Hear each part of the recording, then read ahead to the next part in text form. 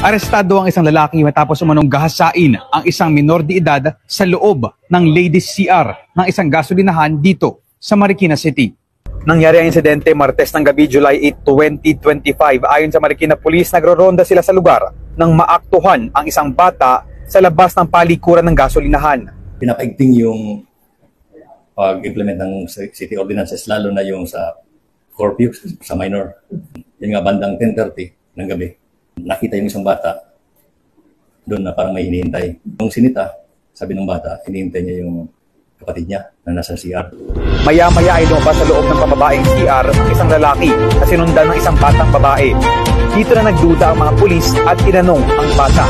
Yung bata naglalagay sa CR na hinalikan siya ng 2 beses, then hinawakan yung masisilang parte ng katawan.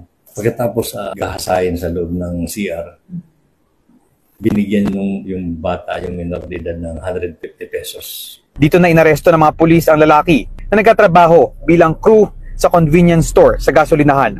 Itinanggi ng suspect ang paratang. Ayon sa kanya, nag-aahit lang siya sa CR. Nag-aahit ako doon, hindi maliwalas doon, sanay na ako doon. Hindi ko alam na may bata pala doon sa loob. Ang bata na yun, matagal ko nang kilala, matagal na yun nanghihingi, namamalimos. So, sinara ko yung yung pinakamin para siyempre nahiya naman ako baka may pumasok, siyempre babae yun. Pero talagang madalas ako nag-aahit doon.